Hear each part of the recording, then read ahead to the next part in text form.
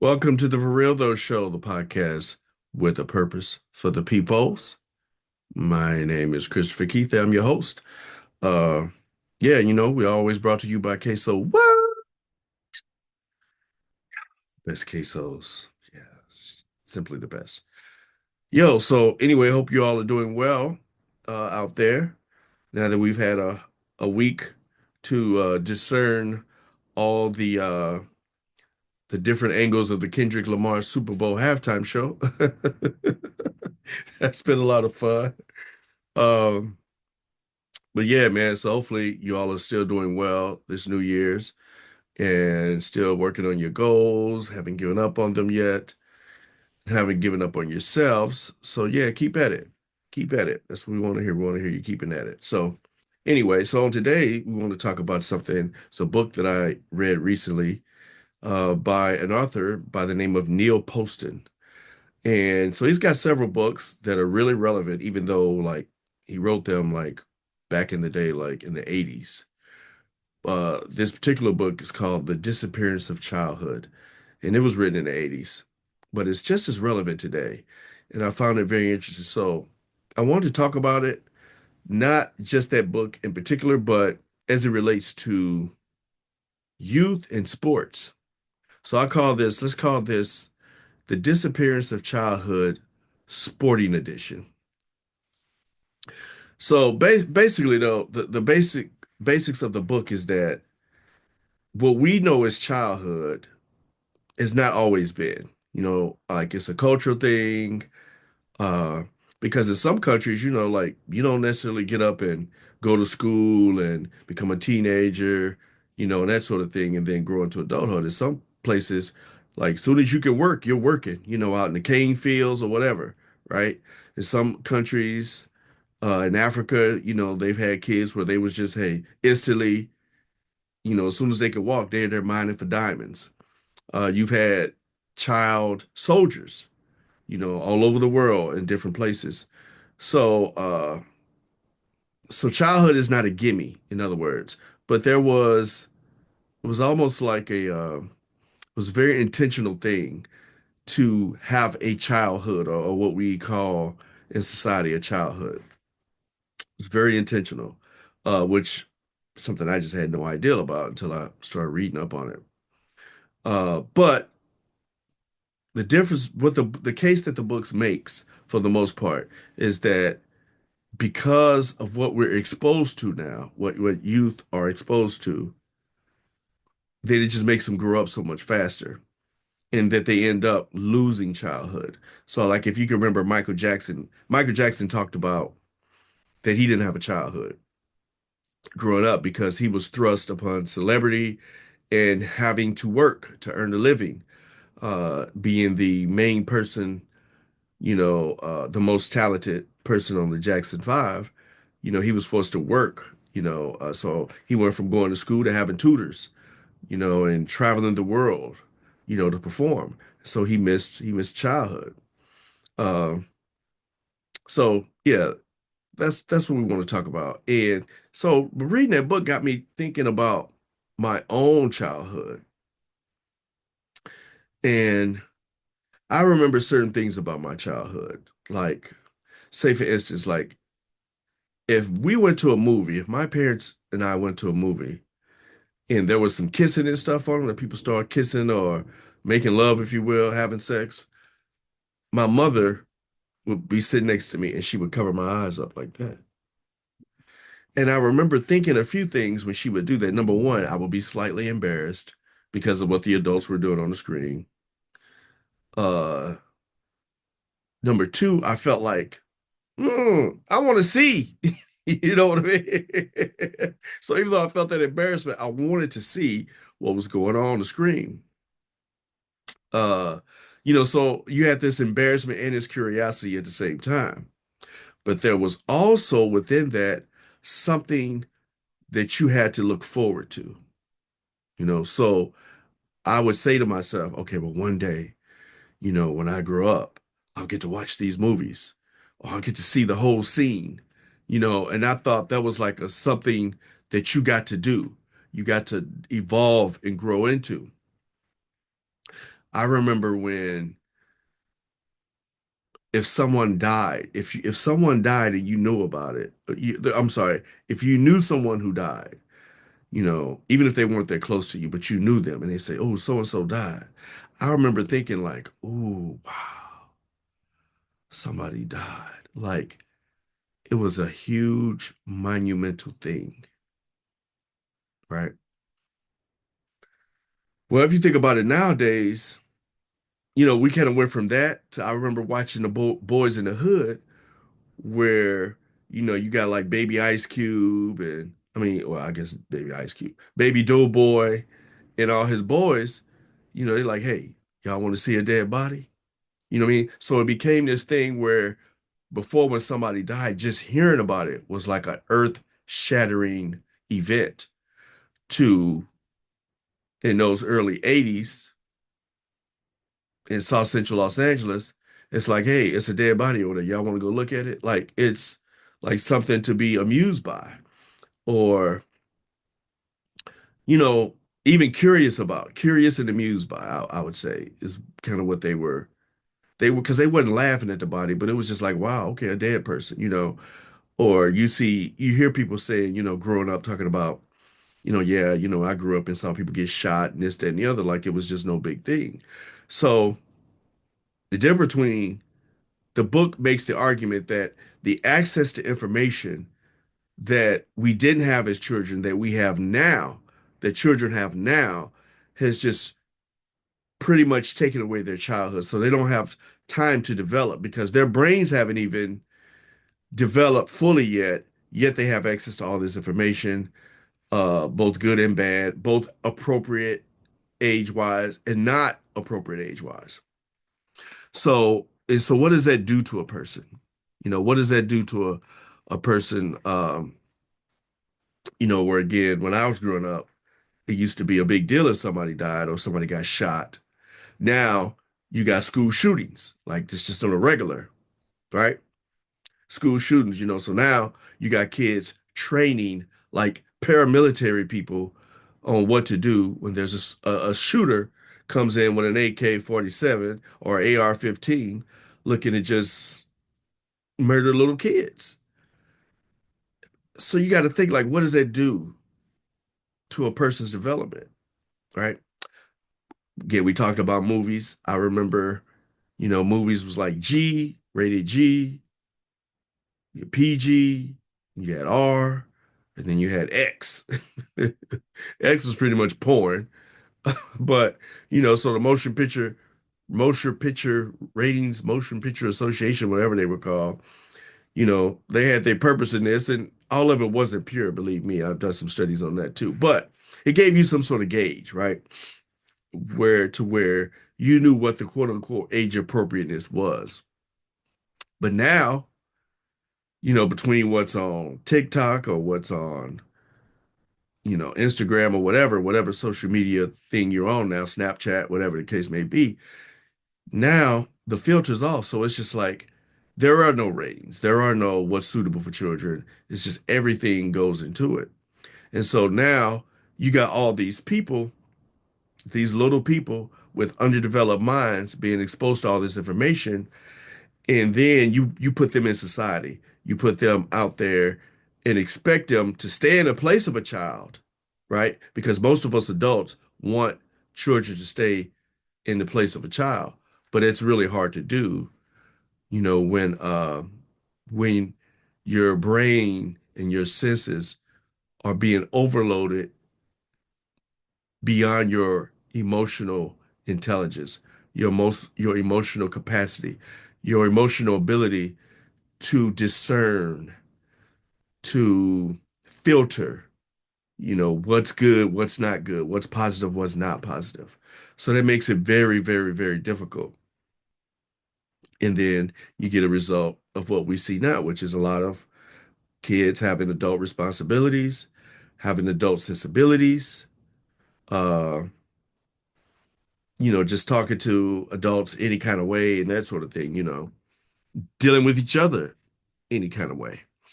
I know dealing with youth sports, which is the main topic that I'm relating this to, I've had plenty of conflicts with a lot of kids over the years, and one of my main foundational places that I was coming from was to say, hey, I'm grown. You ain't grown, you know. So stay in your place. You're a child, I'm an adult. So certain things you're not gonna say to me. And I used to be really, really super strict on that, like uncompromising, period, dot. But I've had to adjust that a lot because I see now that kids are exposed to so many things that they really do carry themselves and oftentimes have been exposed to life in a way that makes them miniature adults. So, like say for instance, I'm just gonna talk recently. So I remember doing some seventh grade stuff, sixth or seventh grade stuff, and I did some girls, and it wasn't a tournament or anything, but it was just some girls out in certain, like suburbs out here in Ohio. And none of these girls could really play. Like, you could see a couple of them had some potential and stuff, but they was just out there being teammates, having fun, trying to compete, trying to learn the game, you know.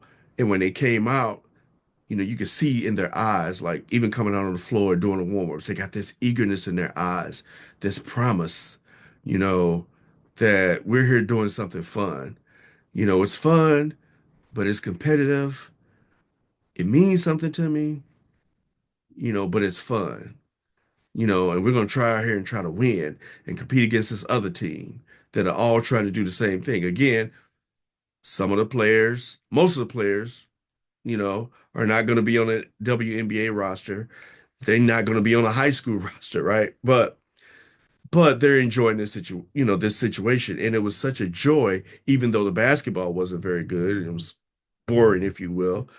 But beyond that, beyond the basketball part, if you just pay attention to the experience that the kids are going through and how they're processing everything, how they're processing their mistakes and not repeating the same mistakes, and you see them progress from A to B, from B to C and C to D, then that's what was really exciting to me to see them get into this experience. And when I noticed that, that's what brought me back to this book because most other cases that I see, it's like the total opposite. Uh, I remember, I remember being in Missouri. I was working in St. Charles, Missouri, at a tournament, and I guess the boys was probably about fourth, fifth grade, sixth grade, something like that. And this one kid, he was like the only black kid on the team. It's the only black kid on the team, and he out there, playing and stuff and doing his thing. And but his mama or whoever his mama guardian or whatever it is, I think it was his mama. She was just making a fool out of herself, arguing and bitching about everything, referee wise and about the game and stuff like that. And so she got so out of hand that I remember the kid was like, "Mama, please shut up. Mama, please just stop it." But she just wouldn't stop. And it got to the point where she was disrupting things so bad, I just had to get her out of there. So I'm like, I called the tournament director. I'm like, I stopped the game. She got to go. So she cussing me out. And I mean, to the point, the reason why I went back and forth about whether it was his mother or not, honestly, is because she's she's she really had the lesbian energy, okay? And so when she left the court, she started cussing everybody out, well, cussing me out. She looked at me and said, "Hey, you, suck my dick!" Which is like the first time I heard a woman ever say suck my dick before, which I found quite hilarious, to be honest with you. And so much so that even one of my partners who I was in this a referee association with, every time he'd see me after that, Up until the time I moved away, he'd be like, every time he see me, and we was cool, we was always cool. Every time he see me, he goes, "Yo, Michaela, suck my dick," and it was just became a running joke for us. But that all that being aside, I felt so bad for the kid, like because he was so embarrassed. And if he's anything like me, even at that age, you think to yourself, you embarrassing me in front of all these white people too. Oh,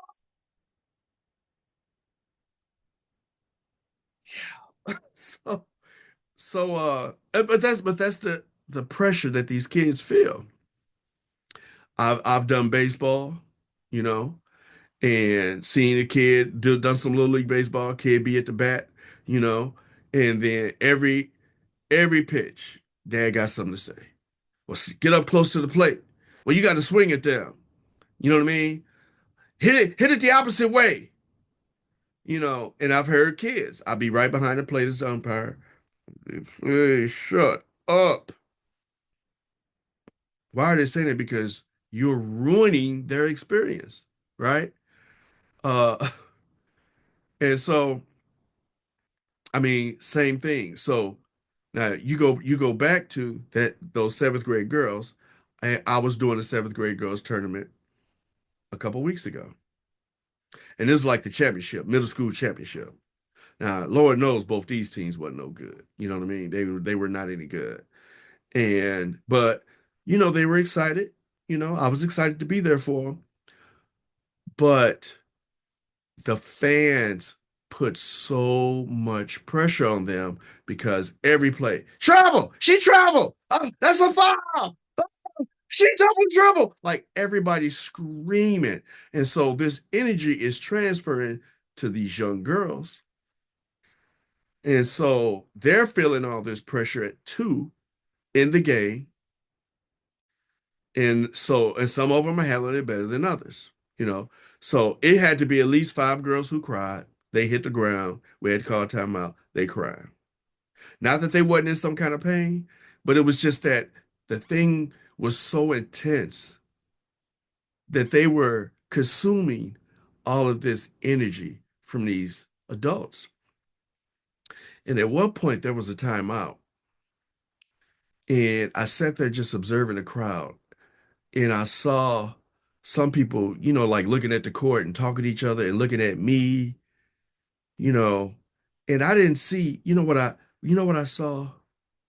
Rage. Rage. And I'm just thinking to myself, this ain't it, man. This is horrible. And of course, what ends up happening, one little girl, I had to give her a technical foul because everything, like she smacked shit out of a girl, but then you call a foul on her. So she's making this big spectacle. And I told her, hey, look, that's not gonna do it for you. You need to just keep playing basketball. I'm trying to be stern but compassionate. She travels. Gotta call it travel. You knocked the ball out of bounds. Didn't nobody else knock the ball out of bounds. All I did was call what it was. And then you going off. So finally I had to be like, call a technical foul on her. She's mad. She started crying.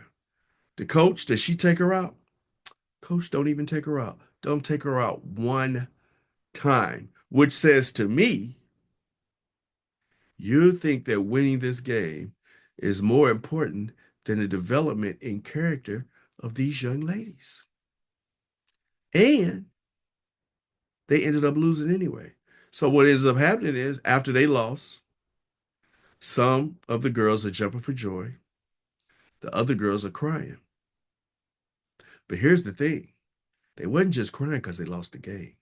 They're crying because of all this energy and because they felt like they let somebody down. They felt like that they let these adults down. So they carrying on all this responsibility over an event that is supposed to be fun. It's supposed to be developmental. And it's just got that bad. I'm doing some AAU ball now, but like a couple years ago, I had to stop. I had to stop. Uh, Guy I work for, is a good man, and he knows I'm a what kind of official I am, so he gonna always try to put me to work. He wants me at all his tournaments. And a couple years ago, I remember I did one tournament, like one, and some of the folks was acting so shitty. The players don't want to tuck their jerseys in. They want to give you an attitude about everything. And then, unlike back in my day, when your parent would snatch you up off the court for getting smart and acting a fool, these parents, supporters, they're reinforcing the bullshit behavior, right? And then they talking mad spicy at you like these stripes mean that you're a bitch. Like they think stripes mean bitch. That mean bitch, I can say whatever to the bitch I want to say. Bitch, bitch, bitch. Do this, do that. And I'd be like, yo, do I come to your job and tell you how long to cook the fries? Do I tell you how long or how many ways to cut the dope? I do not. So don't come out here telling me about doing my job because you got a dog in the hunt. I don't. But anyway, my point is it was so ugly. The spirit of it was so ugly that I stopped. I called my man, hey man, I can't do it. So I just started doing more baseball. And sometimes I just miss. I just won't make no money today because my spirit is raked from dealing with you out of control assholes who don't understand that this is a sport, that life is not fair, that everything's not going to go your way. I mean, as a side point, every state in these United States, are looking for referees. That's a fact. Every state is short of referees. You know why? Because they normally quit after the first 2 years because they can't deal with all you stupid motherfuckers talking mad shit at them. When a lot of times, too, y'all don't even know the fucking rules. I got a relative now that I can't even hardly go to the ball game with him. His son plays, and you can't even, it's hard to even sit with him because he's so mad, crazy, intense over every little play. He's on his kid's head. He dogging out the referees, and it's like, my man, that wasn't a travel. Here's why. He never lifted his pivot foot. No, it was awkward. The play was ugly, but ugly and awkward is not illegal. Or something like it's a 20-point lead, right? And it's 18 seconds left. So then they put the kids in that really can't play at all. They would never get playing time if the game is on the line. And then the kid travels with the ball, but the referee didn't call it. See, he's travel, he didn't even call it. And I'm like, there's discernment, okay? This kid he doesn't get to play. The game has been decided. He's not micromanaging that kid. He's going to give him an opportunity to be successful, to get a little bit of confidence about himself. You know what I mean? But you're treating this shit like it's the NBA Finals and you got money on it. You're treating it like your livelihood is depending on this middle school game. And as a result, it takes the fun out of it for the young player. And it's really bad when it's one thing I can't stand is when you hear people cussing you out about stuff and they wrong. They wrong. Or they don't understand that's some shit you saw in the NBA, but that's not the high school rule that we're playing. I'll argue with coaches about it, about stuff. That's a high school rule. I mean, this is a high school coach. We're not playing NBA rules. But I don't see that. It's high school. But I never seen that. It's high school. Well, I ain't never seen. Okay, well, you need to get in the book. You need to get in the rule book. No, you need to get in the rule book.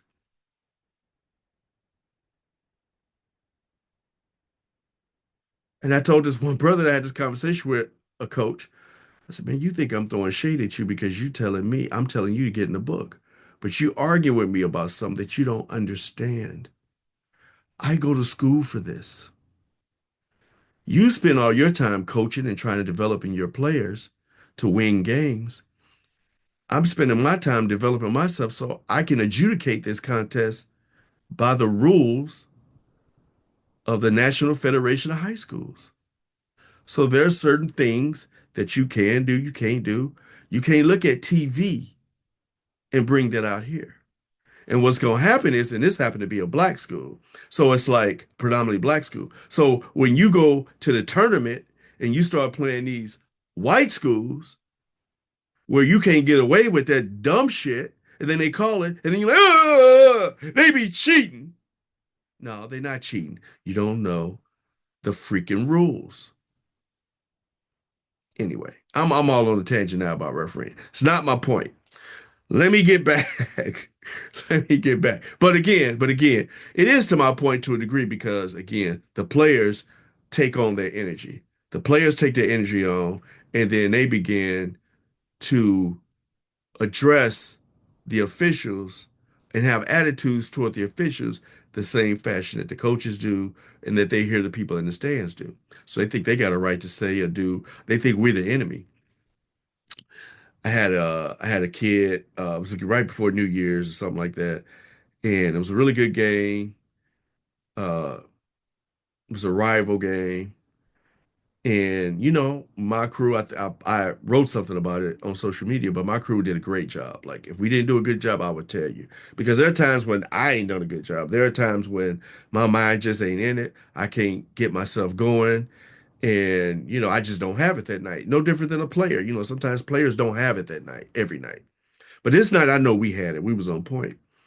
And after the game, I'm got my dressed out of my uniform into my street clothes, and I'm on the way out, and I see one of the star players from the other team that lost. I'm like, hey man, you have a happy new year and stay safe. And so this cat's like, yeah, yeah, y'all some trash ass refs. Now, but I'm walking away, so I didn't really hear what he said. But all I could hear was this tone, which I thought was a shitty tone, but I didn't really get what he said. So I asked my partner who was behind me, I said, what'd he say? He said, y'all some trash ass refs. So now you got my attention now. And I'm like, what? You heard me. Y'all some trash ass motherfucking refs.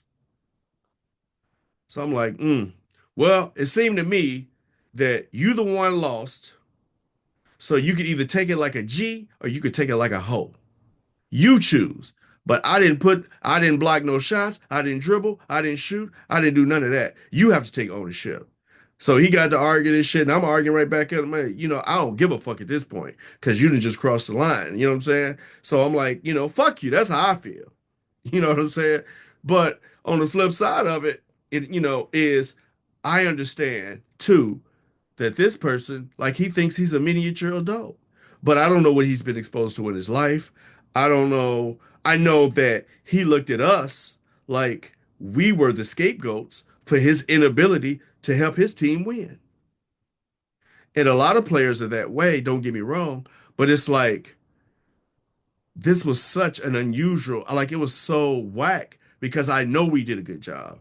And I know the shots he missed. I know the easy buckets the other team got. Like if they look at the film, like it's easy to say what it was, but he couldn't even take, like after the game, he couldn't even take a simple have a happy new year and stay safe. He couldn't even take that without taking it someplace to where, he has to be combative.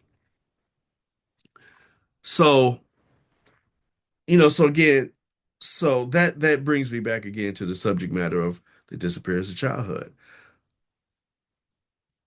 Everybody's got a story, and I'm sure he has his. Now, I was still gonna sit on my 10 10 toes down, you know, and I felt like he did overstep his bounds. And now I am like, no, motherfucker, I'm damn near 60 years old. I'll be goddamn if you're gonna talk to me like that.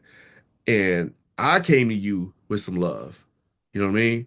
So I let him know how it was. But again, but it's like, what are we putting these children through? You know? And if they're having to learn survival skills in order to functionally deal in their society, then how can we, what are we going to expect of them when they grow up? You understand what I'm saying? So that's my whole point here, man. I think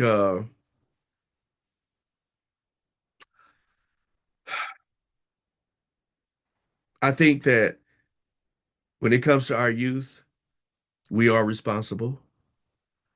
You know, I, for one of the reasons why I referee like I do is I really do care about these kids. Like I really do. I really am one who believe that they are the future. Like it's not just a song for me. Like I really believe that. But it's up for us as adults to understand that again, these young people's minds are not developed yet. Yeah, there's certain tough lessons they're gonna have to learn, how to deal and how to function in the present day society. I get all that. All that's 100% true. There is balance with and wisdom with everything. But if we continue to raise young people as miniature adults and that shit come back on us as a society, as a people, as a culture, trust me, it's all you motherfuckers' fault that's out here on that bullshit. So my encouragement, my encouragement for you basketball dads, you soccer moms, you baseball uncles, you know, you softball friends and relatives is